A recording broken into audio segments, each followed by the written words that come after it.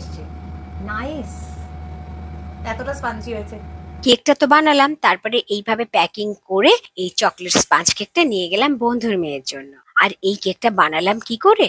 হ্যাঁ, সেটাই বলছি। এই চকলেট স্পঞ্জ কেকটা বানাবার জন্য এভাবে আমি 4টে ডিমকে ভাঙলাম, ভেঙে তার সাদা অংশ আর কুসুমটা আমি আলাদা করে নিচ্ছি। আমি খুব সহজভাবে দেখাচ্ছি, হাত দিয়ে এভাবে কুসুমটা তুলে নিতে পারেন। আপনারা হাত দিয়ে না তুলে এগ সেপারেটর বা ছাঁকনিও ব্যবহার করতে পারেন ডিমের কুসুম আর সাদা অংশটা আলাদা করতে। ডিমের সাদা অংশটা আপনারা দেখলেন আমি আলাদা একটা বড় বাটিতে ঢেলে নিয়েছি, কারণ ডিমের সাদা অংশটা বিট করার পরে অনেকটা বেড়ে যাবে। সাথে 100 গ্রাম চিনিও নিয়েছি। এবার 4টে ডিমের সাদা অংশকে এভাবে ইলেকট্রিক বিটার দিয়ে প্রথমে 30 সেকেন্ড আমি বিট করলাম। তারপরে এই 100 গ্রাম চিনিটা আমি 3বারে একটু একটু করে মেশাচ্ছি আর বিট করছি। যখন এমন স্টিফ পিক এসে যাবে তখন দেখুন ডিমের কুসুমগুলো একটা একটা করে মেশাচ্ছি আর বিট করছি।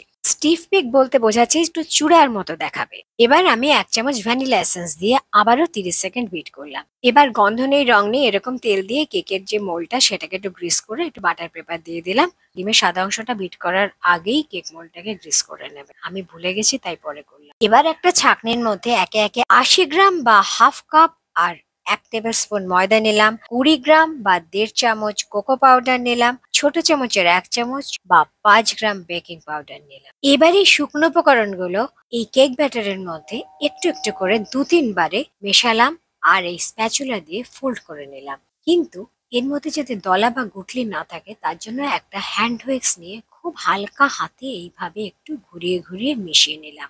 এবার এর মধ্যে একটু আমন্ডের টুকরো আর একটু কাজুর টুকরো মিশিয়ে আবারও ফোল্ড করে নিলাম। তারপর কেক ব্যাটারটা ঢেলে দিলাম কেক মোল্ডে, কাঠি দিয়ে ঘুরিয়ে দিলাম যাতে ভেতরে বাতাস থাকলে বেরিয়ে যায়। ওপরেও একটু কাজু আর আমন্ডের টুকরো ছড়িয়ে দিয়ে এবার এটাকে বেক করব মাইক্রোওয়েভের কনভেকশন মোডে 160 ডিগ্রিতে 30 মিনিট। 40 মিনিট টাইম দিয়েছি, কিন্তু 30 মিনিট পরে কেকটাকে আমি বার করে নিলাম। একটা কাঠি দিয়ে দেখুন আমি চেক করলাম, পুরো পরিষ্কার বেরিয়ে এলো। এখন তো খুব গরম কেকটা, একটা পরিষ্কার সাদা কাপড় দিয়ে ঢেকে দিলাম।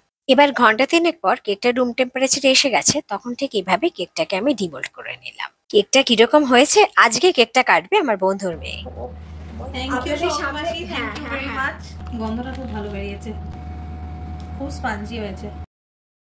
এসছে, নাইস, এতটা স্পঞ্জি হয়েছে।